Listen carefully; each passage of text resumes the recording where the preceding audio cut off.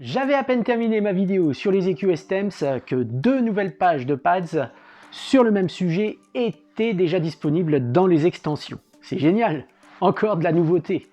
En revanche, pour une meilleure compréhension, je vous invite à regarder la première vidéo si vous ne l'avez pas vue. Le lien s'affiche juste en haut. Nous allons donc découvrir ensemble le fonctionnement de ces nouvelles pages.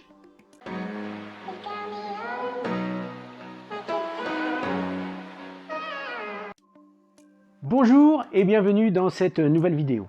Vous êtes un utilisateur ou vous découvrez tout simplement Virtual DJ, alors abonnez-vous et cliquez sur la petite cloche pour recevoir les notifications des prochaines vidéos. Le logiciel est complexe et ça devient tellement plus simple avec des vidéos dans notre langue. Cliquez aussi sur le pouce bleu pour m'encourager et aussi pour diffuser encore plus les vidéos en le faisant comprendre à l'algorithme. Que nous proposent ces pages de pads StemsFX et VocalFX? Allons de suite sur l'interface.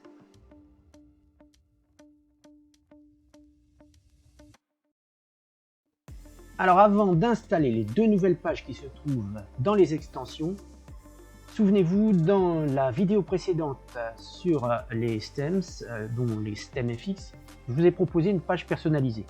Si vous l'avez faite, le nom va être le même que la nouvelle, ça va être écrasé, vous allez perdre votre travail. Donc une simple petite manœuvre, vous ouvrez l'éditeur de pad, vous allez sur votre page de StemFX et pour la renommer, un clic droit et puis là on va mettre perso. Voilà, c'est fait. Juste avant de refermer le pad 8 qui est le on-off, deux modifications. Au niveau de l'action, rien à faire. Au niveau du nom, il y a donc deux noms maintenant, on et off. Ça va basculer selon la position. Et pour les couleurs, il y a donc deux couleurs aussi, on avec le vert et off avec le rouge. Rassurez-vous, je mets ça dans la description, vous n'aurez juste à faire que des copier-coller. Je vous montre les effets, donc si vous voulez changer le nom et revenir avec le nouveau nom, voilà, ce sera le nom perso. Et ici, lorsque vous allez cliquer, ça bascule on et une couleur verte. Lorsque vous allez l'arrêter, donc si vous en cliquez plusieurs, ça fonctionne aussi. Ça, c'était avant d'installer les nouvelles pages.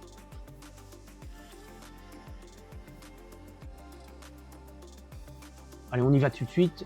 Pas de perte de temps, donc on ouvre les paramètres, dans les extensions, on va sur les pads, et donc nous avons VocalFX et StemFX. On va donc installer ces deux pages,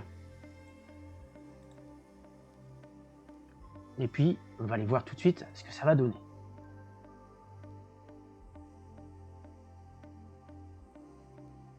Donc les deux pages étant installées, nous avons donc le VocalFX ici. 8 effets que vous allez avoir uniquement sur la voix. Alors c'est un tour de main, hein. Il va falloir les tester.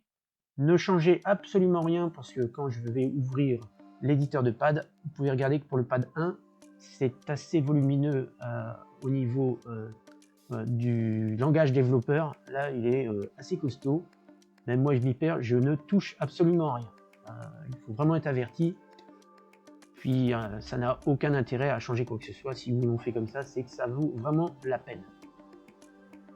C'est la même chose pour tout le reste, hein. Ils sont costauds aussi les uns comme les autres. Lorsque vous allez appuyer sur... Alors c'est des boutons de maintien, hormis le loop shop où là c'est un marche arrêt. Donc là vous allez maintenir avec votre clic gauche ou votre pad, hein, bien sûr, vous laissez votre appui dessus. Et là par contre vous allez avoir ici des choses qui vont s'allumer plus ou moins selon les effets parce qu'en fait ils en utilisent plusieurs, hein. C'est vraiment de la combinaison. Donc rassurez-vous, ça n'a aucune incidence, c'est simplement que comme ils sont calés sur les effets, ils se mettent en route. Donc s'ils sont présents sur votre affichage ici, ils vont s'allumer. Je vous fais un petit tour comme ça rapidement des petits effets. C'est un tour de main, je vous le dis, les échos, c'est juste pour faire des petites répétitions. Si vous le maintenez, ça va écraser la voix et vous n'avez plus que l'écho. Donc à vous de... Alors je vous fais un petit tour.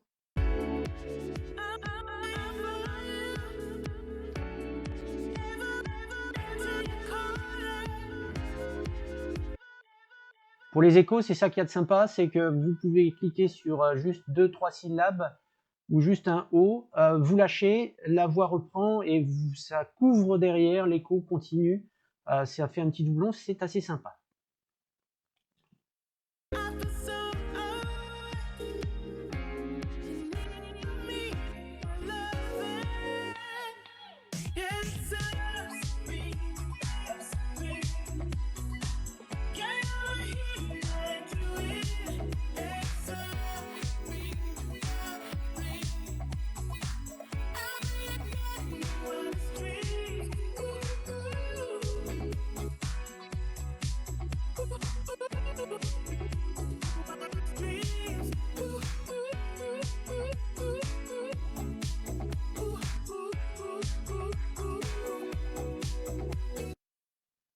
Voilà, je vous ai fait un petit tour d'horizon. Bon, à vous d'écouter précisément tout ce que ça va faire.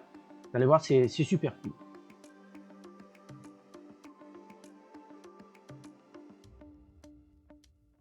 On va maintenant repartir sur la page StemFX. Que retrouve-t-on sur cette page? 3 effets Stems classiques et 3 effets FX des Stems.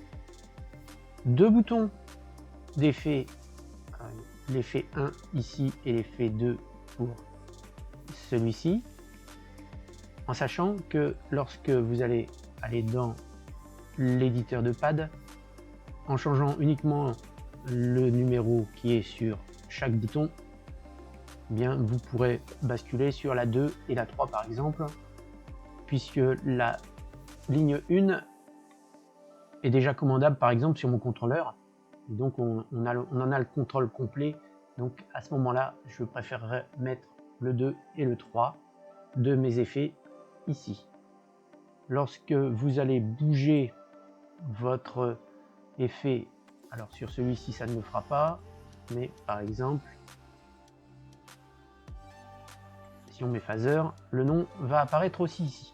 C'est le côté pratique de ces deux boutons. Donc on peut mettre tout ce que l'on veut ici. Donc on va remettre la reverb.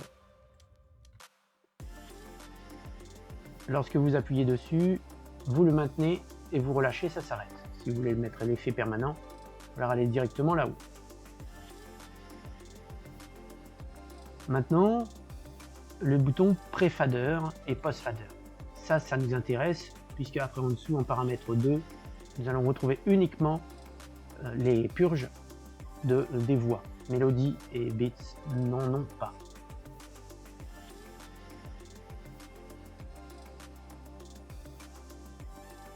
Post-fader, pré-fader. Mais je vais faire simplement une démonstration pour vous faire comprendre comment ça fonctionne. On va mettre un écho au maximum. Ça ne fonctionnera que en ayant actif toutes les stems, et le FX vocal, vous l'enlevez, sinon ça ne fonctionnera pas, ça n'a aucun effet sur justement un effet. Alors, je mets en route le titre. On va plutôt se placer ici.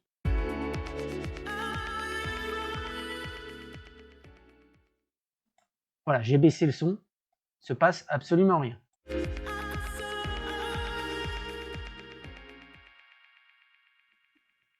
On entend le son de l'écho qui se termine, même en ayant baissé le fader. Je vais recommencer en allant plus vite.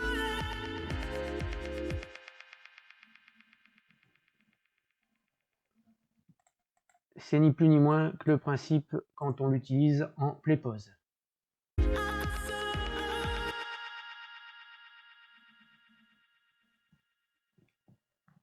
Maintenant, comment pourrait-on se servir de ça?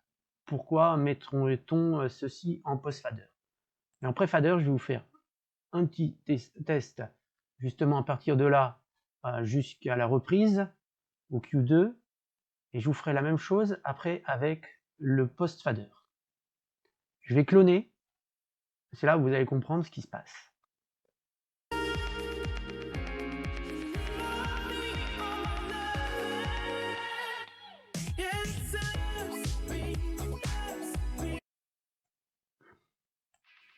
C'est assez brutal, hein. Ça change d'un seul coup, on n'a pas vraiment quelque chose qui est fluide ou qui laisse transparaître quelque chose qui était encore en action juste avant. L'effet écho est brutalement arrêté. On va refaire la même chose, mais cette fois avec le post-fader.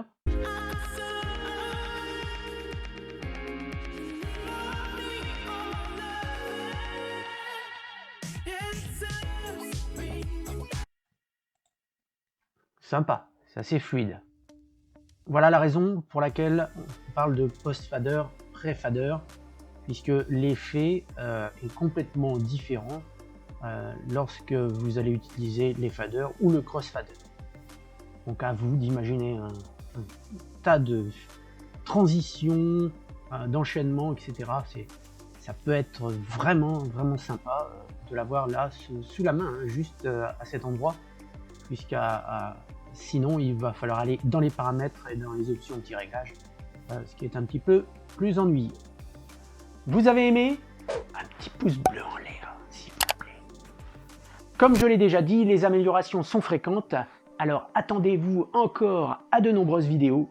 Prenez bien soin de vous, à très bientôt.